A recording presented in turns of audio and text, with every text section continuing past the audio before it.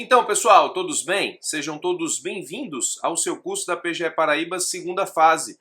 Vamos começar a resolver as peças e pareceres do nosso curso e nessas aulas eu pretendo estabelecer com os senhores tudo aquilo que é importante na construção de cada uma das peças aplicadas, bem como em cada um dos pareceres aplicados no seu curso da segunda fase. O objetivo dessa aula é tão somente apresentar qual é a melhor resposta ou o padrão de resposta ou a resposta ideal a cada um dos enunciados de peças e pareceres aplicados na nossa rodada. Primeiro, deixa eu te explicar como funciona. Óbvio que para estar aqui e para ter contratado o curso, você já deve saber exatamente como se dá o funcionamento do curso de segunda fase, estilo reta final, que nós temos aqui para a PGE Paraíba.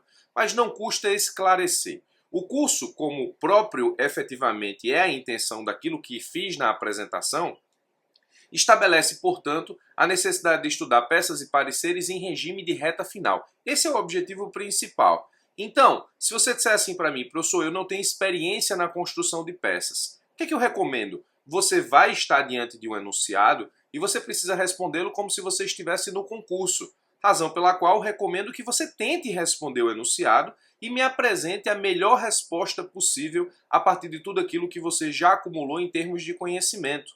Isso é importante por quê?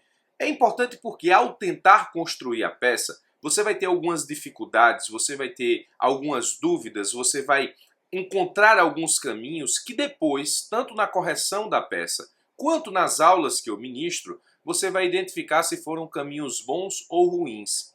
Entendo efetivamente as pessoas que dizem assim, professor, eu não me sinto preparado para responder e não se sentem à vontade para responder.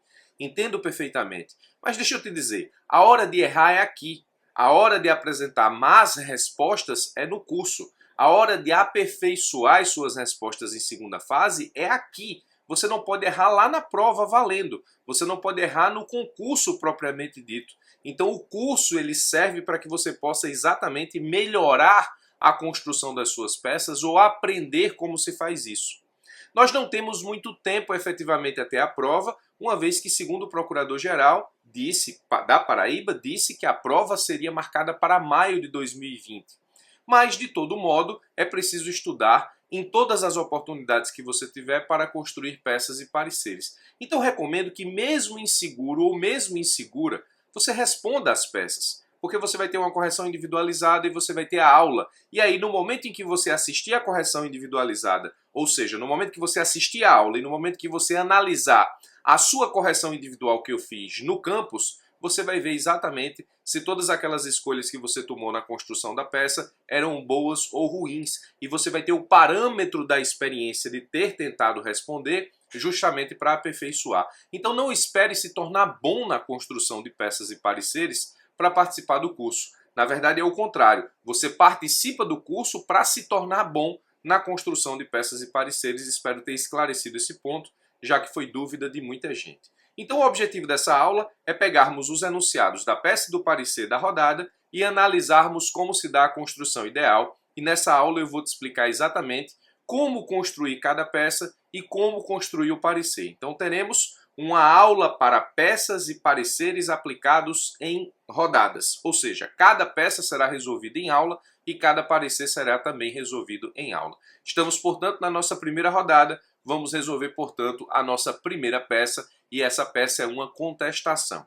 Primeira coisa que você precisa ter em termos de resposta para concurso público é uma preocupação exacerbada com o enunciado. O enunciado da peça ou o enunciado do parecer, ele vai efetivamente delimitar tudo aquilo que você precisa decidir em termos de resposta ideal. Isso é fundamental, isso é importante. Às vezes as pessoas acham que a parte mais importante da segunda fase é o momento em que você escreve a resposta. Não, não é.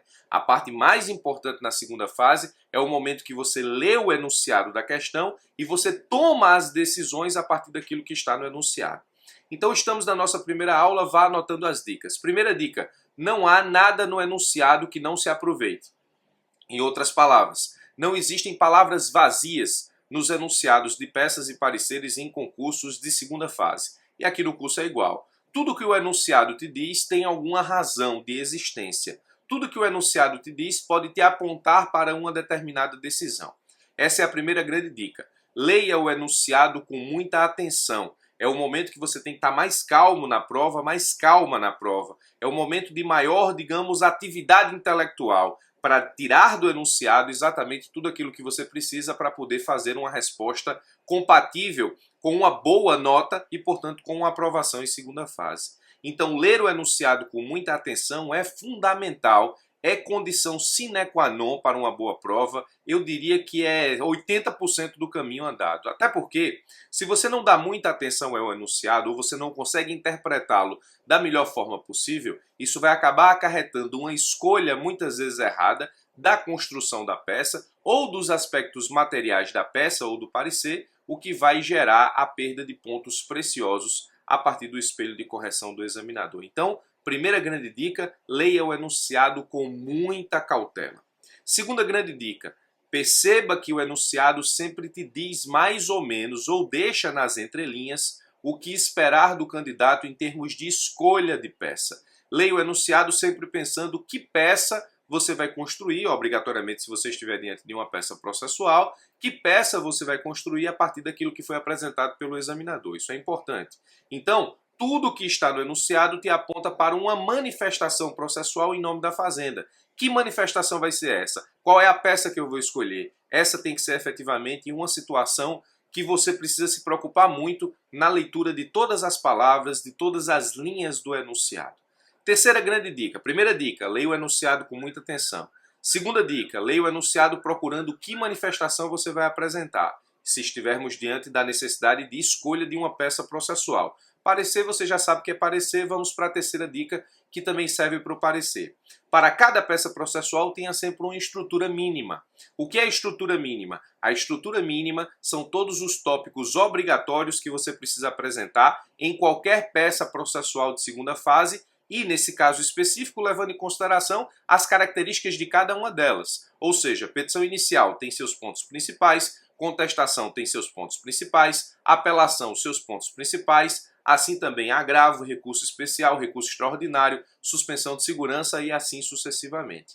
Vamos analisar nessa aula, no decorrer da construção da resposta padrão, quais são os tópicos principais de toda a contestação que você precisa apresentar em concurso público. Toda contestação tem tópicos principais. Vamos analisar exatamente quais são os tópicos principais de uma peça contestatória. Você precisa ter isso em mente, porque isso faz com que você economize muito tempo tendo que decidir quais são os tópicos da peça estrutural que você vai apresentar. Então, primeira dica, leia o enunciado com muita atenção. Segunda dica, tenha muito cuidado em relação efetivamente à construção daquilo que você vai escolher em termos de peça. Terceira dica, tenha sempre a estrutura em mente em relação efetivamente àquilo que você vai fazer da peça escolhida. Cada peça tem um conjunto de tópicos estruturantes, nós vamos ver em cada uma das peças aqui apresentadas no curso. A primeira delas, a contestação, é o que nós vamos efetivamente apresentar em termos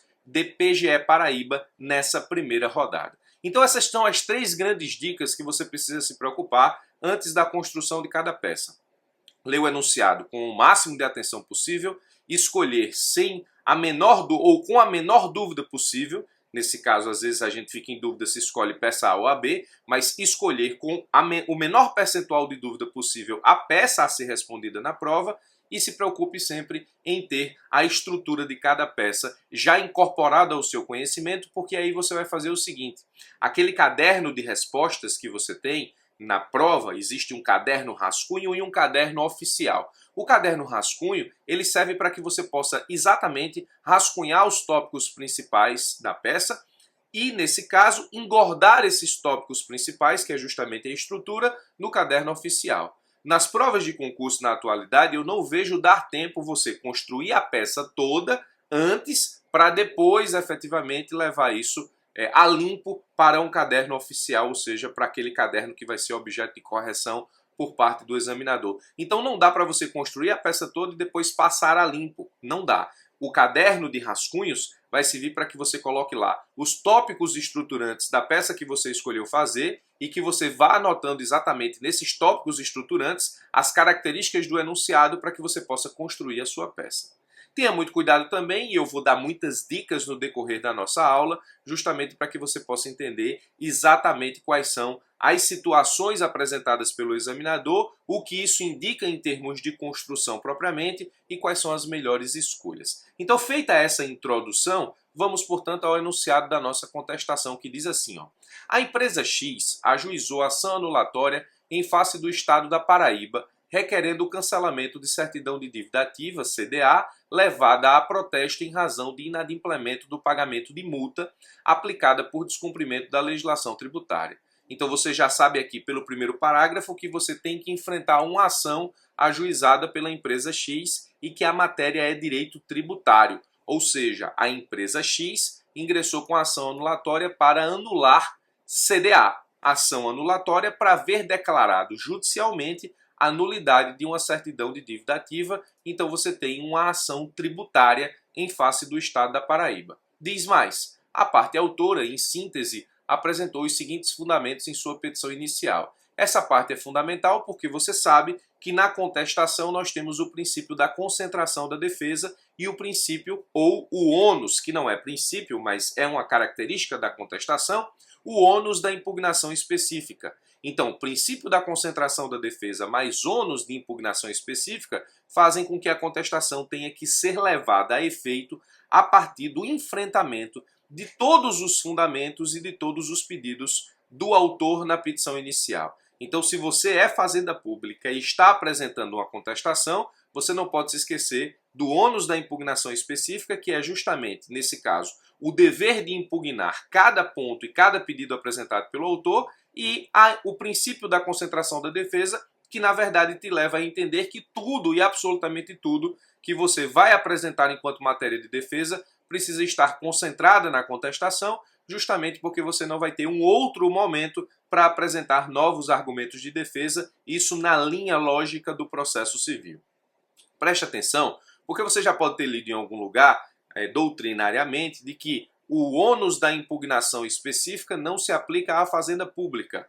Você já deve ter lido em algum lugar que a fazenda pública, ainda que não apresente contrariedade a cada ponto apresentado pelo autor na petição inicial, a ausência de contrariedade não gera, nesse caso, a dispensa de prova no que diz respeito ao ponto por torná-lo incontroverso. Você já deve ter lido isso em algum lugar. Deixa eu te falar, na verdade, na vida prática, isso acontece. Mas se você está com a necessidade de construir uma contestação em segunda fase e você não apresenta contrariedade a todos os tópicos apresentados e pedidos apresentados pelo autor, o examinador, no teu espelho de correção, vai fatalmente tirar pontos preciosos da sua prova, o que nesse caso não é bom para você. Então esqueça a parte doutrinária que diz que o ônus da impugnação específica não se aplica à fazenda. E de fato não se aplica. A fazenda, no momento em que ela não apresenta contrariedade a um ponto, esse ponto não se torna incontroverso. O autor continua com o ônus de provar, na verdade, de produzir prova ou de, na fase probatória, conseguir demonstrar que aquele ponto que ele estabelece enquanto verdade na sua pretensão jurídica existe e está fundado a partir de uma prova produzida nos autos cujo ônus é do autor. Então, a ausência do ônus, ou seja, de não tornar o ponto incontroverso, também não dá à fazenda o direito de não apresentar contrariedade a todos os tópicos, a todos os pedidos, a todos os fundamentos apresentados pelo autor na sua petição inicial. Uma coisa é não existir o ônus, outra coisa é existir a obrigação. O advogado público tem a obrigação de apresentar a contestação mais completa possível. E isso se dá efetivamente a partir do enfrentamento de todos os pontos apresentados pelo autor na sua petição inicial. Então veja, o enunciado diz que a parte autora, em síntese, apresentou os seguintes fundamentos. Lógico que esses 5 fundamentos aqui apresentados, eles terão que ser enfrentados por você na sua contestação. Se nós escolhermos uma contestação para fazer, vamos ver o que o enunciado nos diz a respeito disso. Então os fundamentos são, ó, não há previsão legal para o protesto de CDA, o que viola o princípio da legalidade. Isso é o fundamento do autor. Você vai ter que contrariar esse fundamento a partir da sua peça contestatória. 2. Não há interesse jurídico por parte do Estado da Paraíba em realizar o protesto de CDA, porque dispõe de instrumento específico para cobrar seus créditos tributários, qual seja a execução fiscal regida pela Lei 6.830. Segundo fundamento. 3º, o protesto de CDA configura abuso do direito do Estado, uma vez que confere ampla publicidade ao inadimplemento, causando constrangimento desnecessário ao devedor. Terceiro fundamento, temos que atacar na nossa peça. Quarto, o protesto subtrai do devedor direitos assegurados constitucionalmente, que são contraditório e ampla defesa. Temos que atacar na nossa contestação. A prática de protesto de débito inscrito em dívida ativa desvia a finalidade do Instituto e viola o princípio da proporcionalidade, mostrando-se como coação arbitrária do devedor. Então, esse é um dos pontos principais do enunciado da questão, porque ele nos diz que a empresa X apresentou uma petição inicial, nessa petição inicial apresentou 5 pontos que nós vamos ter que efetivamente tratar diretamente na nossa peça contestatória, e é por isso que você precisa ter muito cuidado, porque esses pontos precisam fazer parte da sua contestação e os contra-argumentos utilizados pela Fazenda, no caso o Estado da Paraíba, para enfrentar esses pontos, é aquilo que vai dizer exatamente se a sua peça foi uma boa peça construída ou não, e isso vai refletir na quantidade de pontos que você vai galgar na correção. Você, na qualidade de procurador estadual, redija a peça judicial cabível, sustentando os argumentos jurídicos que entender necessários. Estamos, portanto, diante de um enunciado de peça que nos exige a feitura de uma contestação, porque temos uma petição inicial da empresa X pedindo a declaração judicial da nulidade de uma certidão de dívida ativa, apresentando todos esses fundamentos jurídicos, e você, na qualidade de procurador, redige a peça judicial cabível. A peça judicial que cabe a partir da apresentação de uma petição inicial é justamente a peça contestatória. Vamos, portanto, à resposta padrão. Primeiro ponto da estrutura da contestação: endereçamento. Vamos endereçar a nossa contestação ao juízo da Vara da Fazenda Pública do Estado da Paraíba. O enunciado não nos disse qual juízo a ação corre, razão pela qual nós não precisamos identificar a vara, mas sabemos que o Estado da Paraíba tem Vara da Fazenda Pública, razão pela qual é para ela que nós vamos direcionar a nossa contestação, porque isso demonstra conhecimento acerca da divisão judiciária do Estado da Paraíba no que diz respeito à existência de vara especializada para o poder público. Processo número não temos, autor empresa X, réu Estado da Paraíba. Esse cabeçalho, ele pode existir ou não. Eu nunca vi em espelho de correção o examinador tirar ponto por conta desse cabeçalho. Ele pode existir ou não, nesse caso específico, é uma questão de organização. Se você estiver diante de uma prova com muito pouca linha para poder apresentar a resposta, eu sugiro que você suprima essa parte, do contrário, colocar demonstra a organização.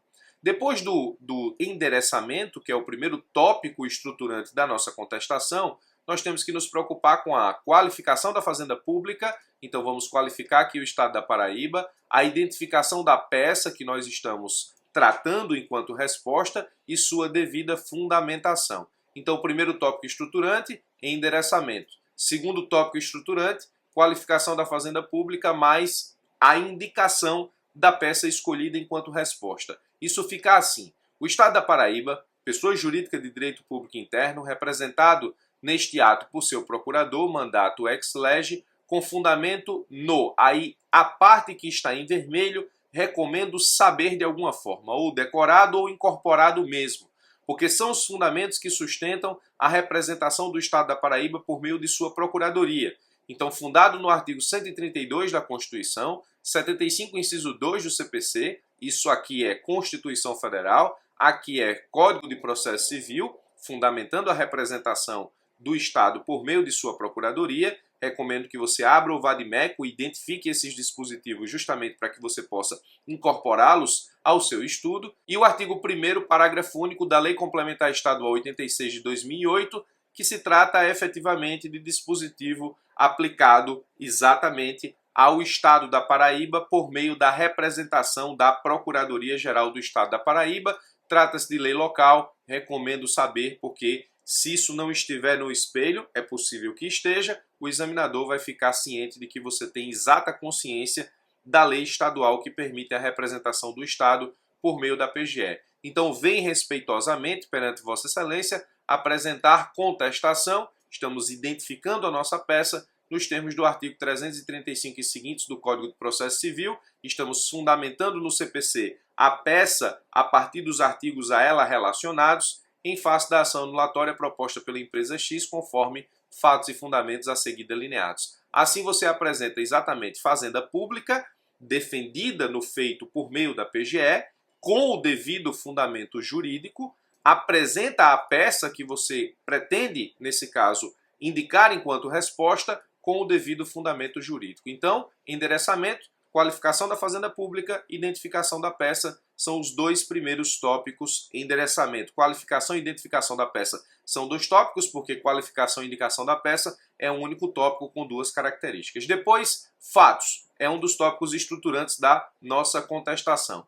Trata-se de ação anulatória ajuizada pela empresa X em face do Estado da Paraíba, requerendo o cancelamento de certidão de dívida ativa levada a protesto em razão de inadimplemento do pagamento de multa aplicada por descumprimento da legislação tributária, para tanto levanta inúmeras ilegalidades para sustentar sua pretensão jurídica. Os fatos não podem deixar de participar da construção da sua peça, e até podem, se o examinador os dispensar. Se o examinador não os dispensar, os fatos são obrigatórios em termos de apresentação estruturante da peça contestatória e de qualquer outra peça jurídica que você vá apresentar em sua resposta à peça processual. No parecer, nós temos o relatório, que é muito parecido com os fatos. A questão aqui é que os fatos eles decorrem do enunciado da questão.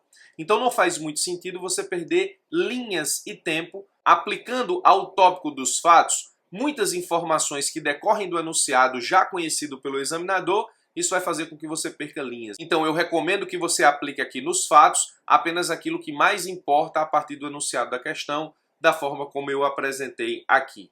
2. Da desnecessidade da realização de conciliação de audiência para a fazenda pública. Preste atenção pelo seguinte: o Código de Processo Civil trouxe no artigo 334 a novidade de se estabelecer de forma obrigatória a audiência de conciliação antes efetivamente de apresentada a contestação e antes efetivamente do juiz poder exercer de ofício o impulso processual a partir dos atos que nós já estamos acostumados: contestação, produção de provas, depois sentença. O que acontece aqui basicamente é o seguinte: existe muita discussão doutrinária sobre a aplicação do 334 para a fazenda pública.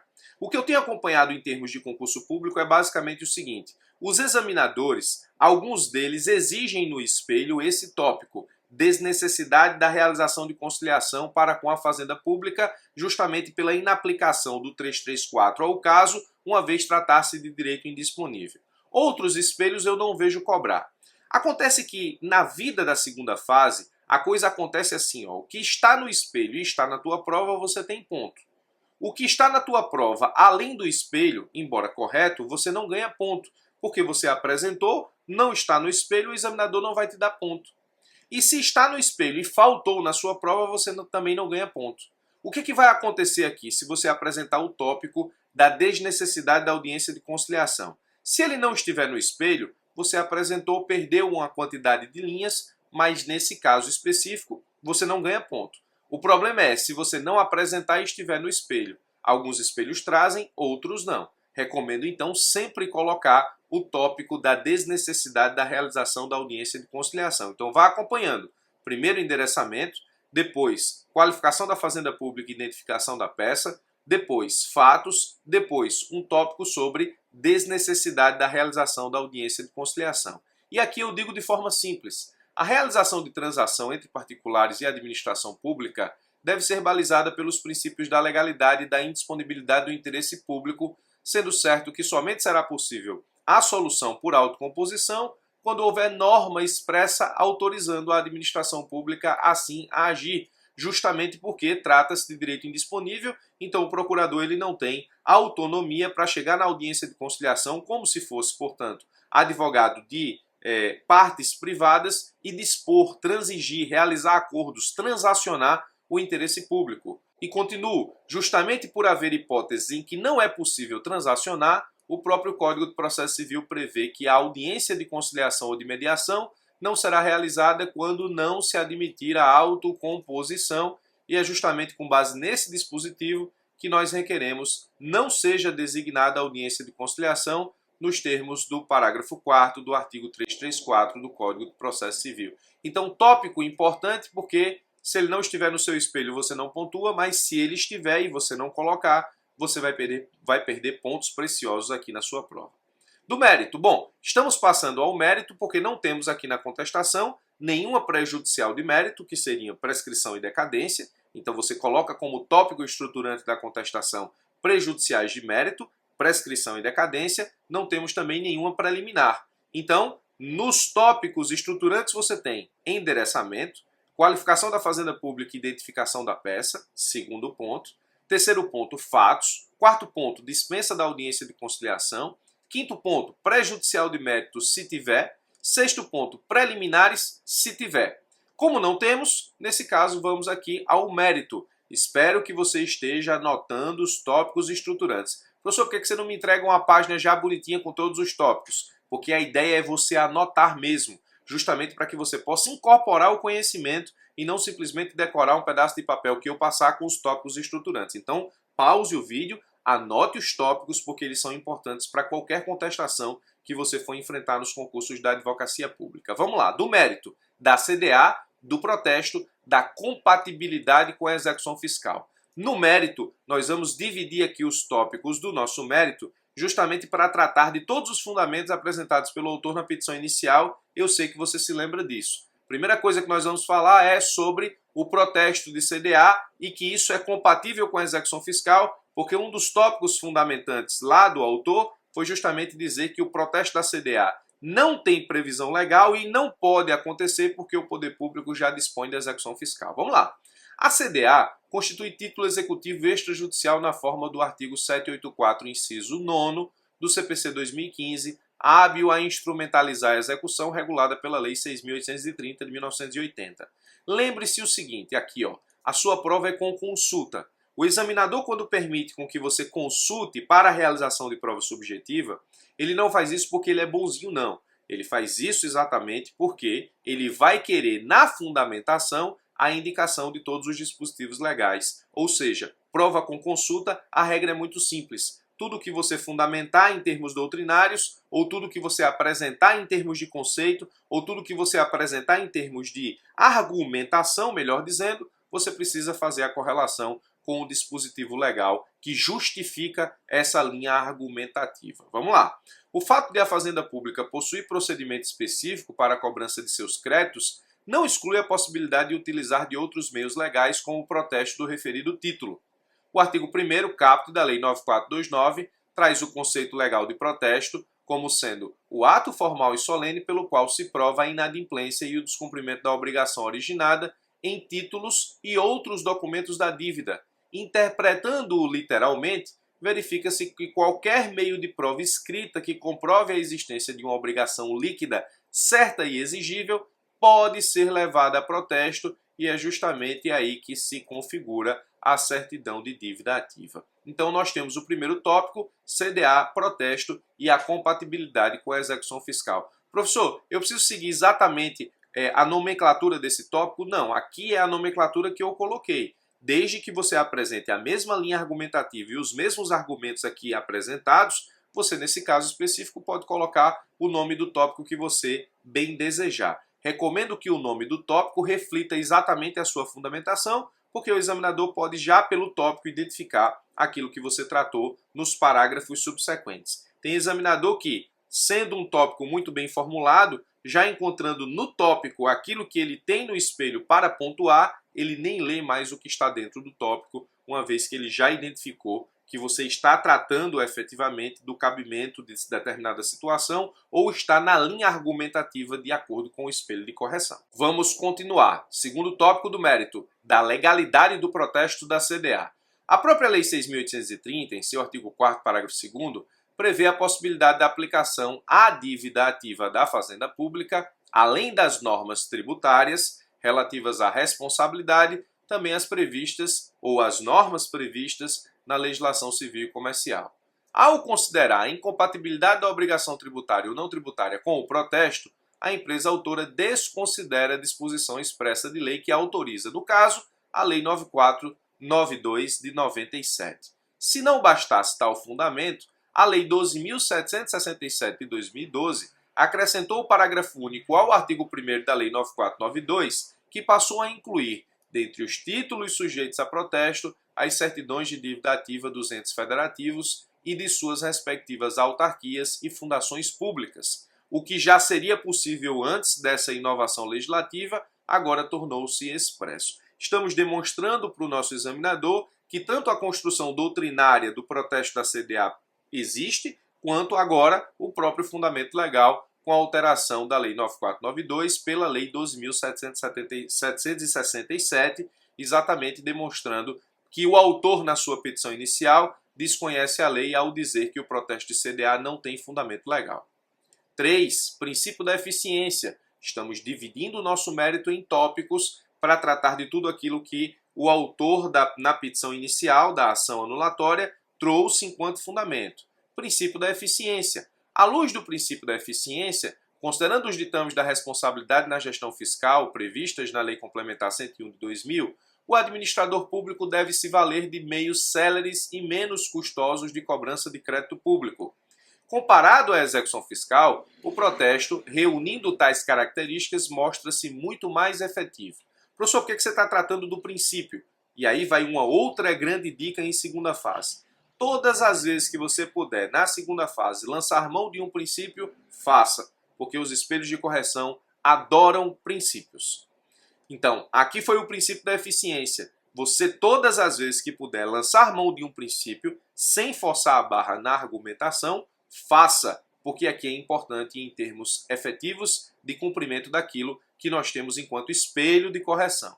Nesse sentido, o protesto torna economicamente viável a cobrança extrajudicial de valores ínfimos para fins de execução fiscal e acaba por desonerar o Poder Judiciário já barrotado de processos dessa natureza. Princípio da eficiência. 4. Da ausência de ofensa à ampla defesa e proporcionalidade do princípio da preservação da empresa, atacando de novo tópicos apresentados pelo autor na sua petição inicial. A possibilidade do protesto de CDA não implica a ofensa aos princípios do contraditório e do devido processo legal, exatamente como alegou o autor, pois se o contribuinte entender ter seus direitos subtraídos por tal procedimento, ainda assim pode provocar o Poder Judiciário quanto à rigidez do título levado a protesto. Assim, para todo e qualquer efeito, subsiste o controle jurisdicional na forma do artigo 5º da Constituição Federal, inciso 35. Entretanto, esse não é o caso dos autos, uma vez que a parte autora apenas se insurge contra os atos de protesto da CDA. Afasta-se igualmente o argumento de que o protesto viola o princípio da proporcionalidade. E a argumentação continua. Ora, se assim não ocorre para o setor privado cobrar seus débitos, por que seria para o setor público? Ou seja, por que não é desproporcional para o setor privado e seria desproporcional para o setor público? Antes de o título ser protestado, o devedor é intimado para pagar o débito em 3 dias, conforme prevê a Lei 9492. O protesto é menos prejudicial do que a execução fiscal, pois não importa em penhora automática dos bens do devedor ou de seus sócios em caso de eventual redirecionamento. A empresa e seus sócios, mesmo com a CDA protestada, têm tempo para reorganizar suas finanças e quitar seus créditos sem perder a disponibilidade dos seus bens, o que atende ao princípio da preservação da empresa. Perceba que a fundamentação toda é desenvolvida para atacar os fundamentos apresentados na petição inicial com todos os princípios disponíveis que nós temos para lançar mão na nossa fundamentação.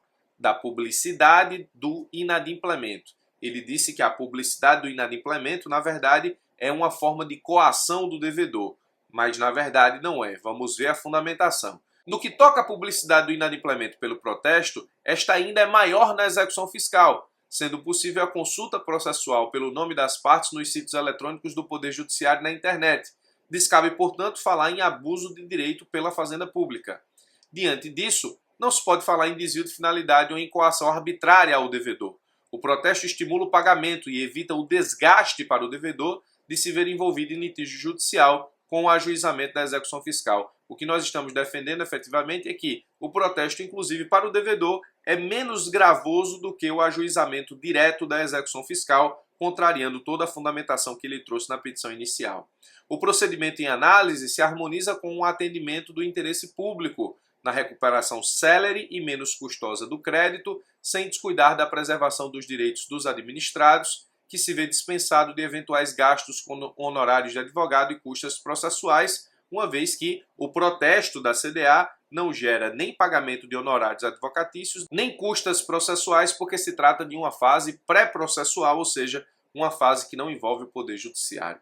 E para finalizar o nosso mérito, vamos tratar da jurisprudência do STF e do STJ, tema sempre cobrado ou item sempre cobrado nos espelhos de correção. Todas as vezes que você puder fundamentar aquilo que está defendendo em nome da Fazenda na jurisprudência, recomendo que o faça sem pestanejar.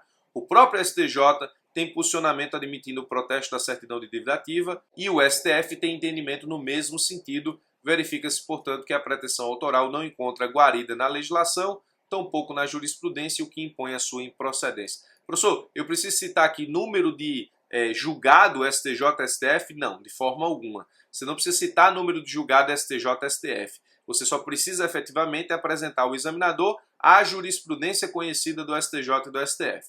Conclusão. Por todo o exposto, o Estado da Paraíba requer seja julgado totalmente improcedente o pedido, nos termos de toda a fundamentação que nós desenvolvemos, requer a condenação da parte autora nos consecutários da sucumbência, inclusive honorários de advogado na forma do artigo 85, parágrafos 2º, 3º e 19º do CPC 2015, pugna-se pela produção de todos os meios de prova e direito admitidos, protesto por prova, local data, procurador do Estado.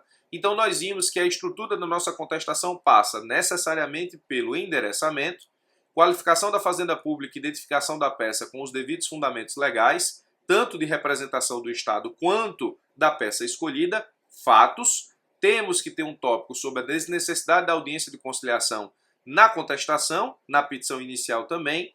Teríamos aqui uma pré-judicial de mérito, se houvesse, no enunciado teríamos que apresentar. Teríamos preliminares, se o enunciado nos apontasse nesse sentido, para depois entrarmos no mérito.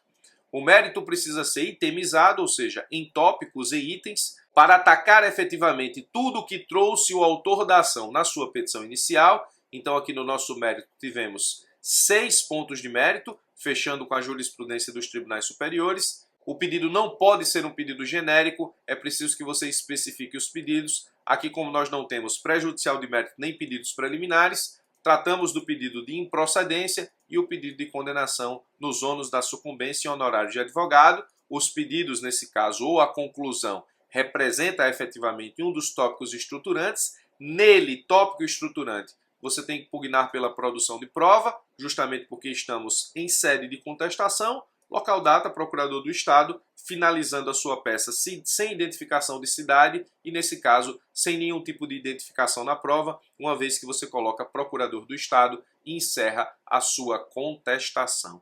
Essa foi, portanto, a resposta padrão da nossa contestação da primeira rodada da PGE Paraíba. Espero que você tenha entendido toda a construção. Me coloco à sua disposição para qualquer dúvida ou questionamento acerca da construção da peça. Vamos agora ao parecer, enunciado do parecer da rodada 1. Vamos lá. Ebégico, em janeiro de 2020, foi nomeado diretor-geral de uma autarquia do estado da Paraíba.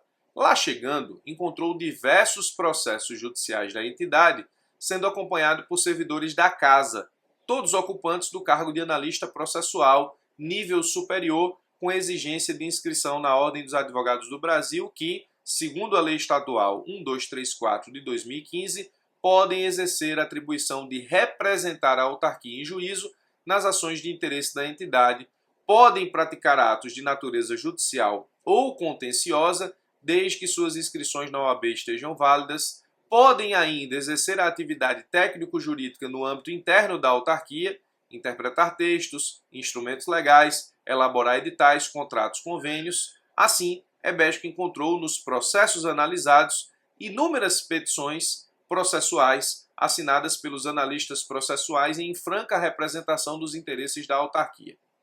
Estranhando a situação, Ebégico encaminhou ofício à Procuradoria-Geral do Estado da Paraíba para que o Procurador-Geral esclareça se as coisas devem mesmo funcionar de acordo com a Lei Estadual 1234 de 2015 e quais providências, se é que existem, ele deve tomar. O Procurador-Geral do Estado, com pouco tempo de cargo, não tinha conhecimento da legislação do Estado constante na comunicação da autarquia, achou por bem designar você, Procurador do Estado, para responder à demanda da entidade da administração indireta. Assim, promova a produção de parecer. Então aqui nós estamos diante da necessidade da construção de um parecer, ou seja, de uma peça do consultivo, que afaste todas as dúvidas do diretor-geral ebégico, utilizando de todos os argumentos possíveis na legislação, doutrina e jurisprudência. Fica claro aqui, se você estuda e acompanha a jurisprudência do Supremo, que se trata exatamente do princípio da unicidade de representação dos Estados, julgado recentemente pelo Supremo, ao interpretar exatamente o que diz o artigo 132 da Constituição Federal. Aqui você tem uma autarquia do Estado, cuja representação dela é feita por analistas processuais, ou seja, servidores da autarquia, cuja lei que criou esse cargo público permite ou prevê a possibilidade da representação do ente por meio dessas pessoas que não são procuradores do Estado. Ebégico, nesse caso, o diretor da autarquia, ele achou estranho essa situação, provavelmente porque conhece a existência da PGE, e mandou justamente para a PGE dizer, o que está acontecendo aqui? É isso mesmo? A Lei 1234 de 2015, ela deve prevalecer? Existe alguma atitude que eu tenha que tomar? Me explique como é essa situação. O parecer é justamente isso. Você vai, na verdade, explicar para uma autoridade consulente como ela deve agir a partir da problemática por ela apresentada. O parecer nada mais é do que efetivamente aplicar a lei ao caso concreto, e nesse caso aqui seria justamente desaplicar a Lei Estadual 1234, porque inconstitucional, vamos ter que explicar isso, ao caso concreto, esclarecendo para a autoridade consulente, portanto, para a autoridade administrativa, exatamente o que ela deve fazer em termos de cumprimento da norma. Então está aqui, o enunciado do parecer é extremamente interessante, você precisa conhecer o princípio da unicidade de representação e precisa apresentar a melhor resposta para isso. Assim como as peças processuais, os pareceres têm estrutura. Vou te apresentar. Parecer número é um tópico da estrutura, não temos o número, não vamos apresentar isso. Autoridade consulente ou identificação da autoridade consulente, outro tópico estruturante. Assunto, outro tópico estruturante. Ementa, outro tópico estruturante. A ementa, nesse caso, recomendo que você deixe para fazer no final do parecer, porque ela vai ter palavras-chave de indexação daquilo que está sendo tratado do parecer. Muitas dessas palavras você só vai conhecer quando terminar a sua peça consultiva. Relatório é um dos tópicos estruturantes, fundamentação com todos os tópicos de fundamentação, depois a conclusão, depois a finalização do parecer. A consideração superior, local, data, procurador estadual. Então, de novo, parecer, nós temos tópicos estruturantes. Parecer número, autoridade consulente, assunto, ementa, relatório, fundamentação jurídica, conclusão e a finalização, a consideração superior, local, data, procurador estadual. Preste atenção porque essa é a estrutura do parecer que você vai ter que obedecer na construção da sua prova, ou seja, da sua resposta na PGE Paraíba. Resposta padrão, vamos lá. Quem é a autoridade consulente? Diretor-geral da autarquia estadual. É só o que diz o enunciado. Não diz qual é a autarquia, não diz o nome dele, você tem que colocar a informação que está no enunciado. Assunto, representação judicial e extrajudicial da autarquia.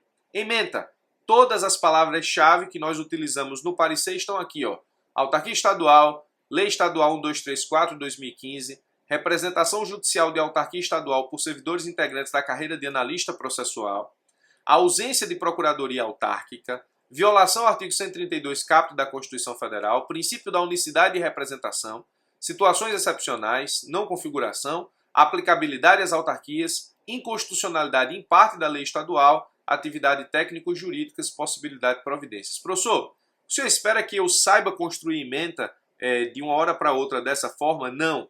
Mas também, nesse caso, a construção de ementa passa efetivamente por treinamento. Quanto mais você treinar parecer, quanto mais você fizer parecer, quanto mais você treinar a ementa, quanto mais você construir a ementa do zero, mais próximo da perfeição você vai chegar. A autoridade consulente é identificar quem está pedindo informações por meio do parecer. O assunto é o tópico principal do parecer, representação judicial e extrajudicial da autarquia. Esse é o tópico principal, é disso que nós estamos tratando. A ementa é o conjunto de palavras-chave cuja indexação é importante para encontrar esse parecer no futuro. É uma questão de organização apenas, mas é tópico estruturante do parecer, você não pode vacilar nesse ponto. Relatório. Relatório está para o parecer, assim como os fatos estão para as peças. Expliquei isso agora há pouco na peça da contestação da Paraíba. Trata-se de consulta formulada por ebégico, diretor-geral de uma autarquia do estado da Paraíba, questionando a atribuição da PGE-PB quanto à representação do ente da administração indireta, em detrimento da atuação dos atuais analistas processuais regidos pela Lei 1234 de 2015. Veja que nós não vamos repetir todas as informações do enunciado, vamos tratar do tópico principal, o que garante aí a pontuação relativa ao tópico relatório. Fundamentação jurídica, tópico estruturante do parecer, precisamos dividir aqui a nossa fundamentação com todos os tópicos importantes, todos os itens importantes para fundamentar a nossa resposta e explicar e retirar todas as dúvidas e explicar a atuação que EBESCO deve ter diante da situação apresentada. Ora, primeiro tópico não poderia deixar de ser, precisamos tratar do princípio da unicidade de representação. Os estados, em termos de representação judicial e extrajudicial, estão sujeitos à atuação exclusiva da Procuradoria-Geral do Estado. Referida situação jurídica é conhecida como princípio da unicidade de representação, conforme interpretação feita pelo Supremo acerca do artigo 132 da Constituição, segundo o qual a expressão unidade federada diz respeito à representação de todo o Estado pela Procuradoria, englobando sua administração direta e indireta, razão pela qual é inconstitucional a criação de carreira de procurador autárquico ou fundacional nos Estados. Somente por emenda constitucional poderia então ser modificado esse entendimento. Preste atenção porque o princípio da unicidade de representação nada mais é do que a impossibilidade de criação de carreiras fora da PGE para representação de autarquias e fundações. Esse princípio da unicidade de representação é obrigatório para os estados, pode ser aplicado aos municípios e não se aplica à União Federal, uma vez que existem carreiras distintas na União Federal para representar a administração direta e indireta. Eu tenho um vídeo no YouTube sobre o princípio da unicidade de representação. Recomendo que você dê uma olhada lá para assistir, justamente para que possa entender por completo a situação, embora penso esteja bastante esclarecida aqui. Princípio da unicidade de representação. Por esse princípio, fica claro que existe algum problema com a carreira de analista processual. Preciso que você preste atenção à seguinte situação. Ó. Aqui, pelo entendimento do Supremo, é inconstitucional a criação de carreira de procurador autárquico ou fundacional nos estados. Preste bastante atenção também pelo fato de que muita gente disse que o cargo de analista processual era inconstitucional. Não é. O cargo de analista processual não é cargo de procurador. Ele não é procurador. Ele é um cargo de servidor que exerce representação também. O cargo de analista não é inconstitucional. A atribuição de representação, sim, isso fica mais claro a partir de agora. Ó. Da ausência de criação por parte da lei estadual de uma procuradoria autárquica propriamente. Como explicitado na consulta, a lei estadual criou o cargo de analista processual com função de representação judicial e extrajudicial do Estado, contudo, não criou uma procuradoria paralela propriamente. Atribuiu a um cargo funções de representação judicial e extrajudicial. Da constitucionalidade do cargo de analista processual. Como visto, o cargo de analista processual na autarquia da Paraíba não é um cargo de procurador autárquico porque não foi criada uma procuradoria, de forma que não podemos falar em constitucionalidade do cargo de analista ante a distinção das situações. Resta analisar, portanto, quais atribuições do cargo de analista processual não podem permanecer vivas, especialmente em face da jurisprudência do Supremo. Ponto 4 do nosso mérito ou da fundamentação do nosso parecer. Da inconstitucionalidade da representação da autarquia pelos analistas processuais. Deixei claro o princípio da unicidade de representação, deixei claro que não houve criação de uma procuradoria própria, deixei claro que o cargo de analista processual não é inconstitucional e estou deixando claro nesse caso que a representação por ele exercida e sim, ela sim é inconstitucional. Em razão do princípio da unicidade de representação, como vimos, é flagrante a inconstitucionalidade da representação da autarquia do Estado promovida pelos analistas processuais. A violação ao artigo 132 do texto constitucional é explícita, uma vez que ninguém, estranho ao cargo de procurador do Estado, pode exercer representação judicial ou extrajudicial do Estado e de nenhuma de suas autarquias, com exceção das universidades, em razão do princípio constitucional que atesta a sua autonomia, que podem manter procuradorias próprias, ou no caso do artigo 69 do ADCT, ou seja, procuradorias separadas da PGE existentes antes da promulgação da Constituição Federal, o que não se configura, eis que não existe procuradoria paralela e o cargo de analista processual foi criado em 2015 pela Lei Estadual 1234. Então aqui, nesse caso, a gente está declarando a inconstitucionalidade da atribuição de analista processual exercer representação da autarquia. Inclusive, essa parte aqui é muito importante, você precisa tratar das situações excepcionais que permitem a criação, ou melhor, permitem a existência de uma procuradoria autárquica nos estados, mas não estamos diante de nenhuma dessas duas situações. O enunciado não disse que era universidade, eu não posso atestar isso. E nesse caso, não se trata do artigo 69 do ADCT, porque analista processual foi criado efetivamente a partir de 2015 pela Lei Estadual 1234, e nesse caso não estamos falando efetivamente da exceção da universidade, porque, como disse também, não foi criada uma procuradoria, apenas um cargo que recebeu a atribuição de representar judicial e extrajudicialmente a autarquia, e nesse ponto é a inconstitucionalidade, ou seja, na atribuição, não na existência do cargo em si. E continuamos, da possibilidade de realização de atividade técnico-jurídica por parte dos analistas processuais da autarquia. Registre-se ainda que, nos termos da jurisprudência do Supremo, os analistas processuais não podem exercer atividade de representação judicial e extrajudicial da autarquia, mas podem exercer atividade técnico-jurídica no âmbito interno da autarquia, tais como interpretar textos e instrumentos legais, elaborar editais, contratos, convênios. Essas atribuições podem sim ser exercidas pelos analistas processuais, sem que isso ofenda o princípio da unicidade de representação dos Estados nos termos do artigo 132 da Constituição Federal. Tratamos, portanto, de 5 tópicos na nossa fundamentação jurídica, no mérito do nosso parecer, explicando exatamente tudo aquilo que questionou Ebégico por meio da sua consulta. Na conclusão, vamos ter que dizer o que Ebégico tem que fazer a partir de toda essa fundamentação argumentativa. Ante o exposto, conclui-se que a atribuição de representação judicial e extrajudicial da autarquia pelos analistas processuais viola o artigo 132 da Constituição, a representação. A lei estadual é, portanto, nesse ponto, inconstitucional e não deve ser praticada pelo diretor-geral Ebégico. Isso estamos respondendo aquilo que ele perguntou. Ele disse assim, e o que é que eu tenho que fazer? Quais são as providências que eu tenho que tomar? Estamos dizendo na conclusão. A autarquia consulente deve encaminhar todos os processos judiciais e extrajudiciais, bem como todas as consultas jurídicas à Procuradoria do Estado da Paraíba para o devido acompanhamento e manifestação.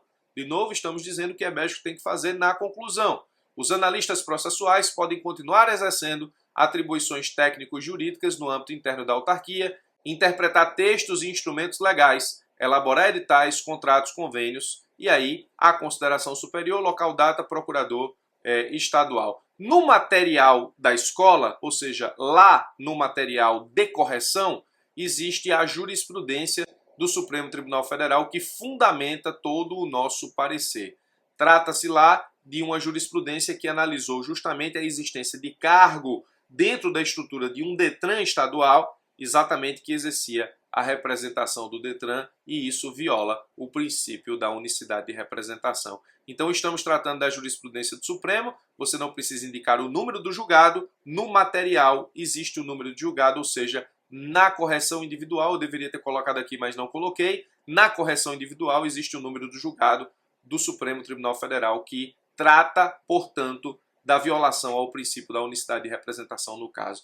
Então veja, o nosso parecer ele tem todos os tópicos estruturantes, parecer, número, autoridade consulente, assunto, ementa. Veja que a ementa tem tudo aquilo que nós desenvolvemos no parecer, relatório, fundamentação jurídica dividida em todos os pontos possíveis dentro do questionamento de Ebégico. A conclusão faz um resumo de toda a nossa argumentação, ou seja, daquilo que nós chegamos a entender a partir da aplicação da Lei 1234/2015 e do artigo 132 da Constituição, e estabelece exatamente o que Ebégico deve fazer, porque ele perguntou isso no enunciado. Ele não deve seguir a Lei Estadual 1234 e deve encaminhar tudo o que for de processo e consulta justamente à Procuradoria-Geral do Estado da Paraíba para acompanhamento do processo e manifestação acerca da consulta. Os analistas podem continuar exercendo atividades técnico-jurídicas que não estejam ligadas à representação judicial ou extrajudicial da autarquia.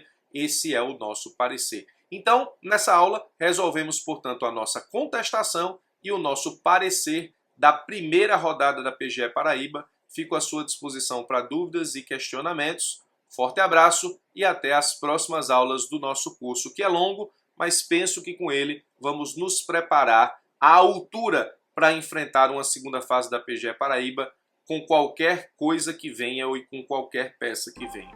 Como disse, fico à disposição para dúvidas e questionamentos. Forte abraço e até os nossos próximos encontros.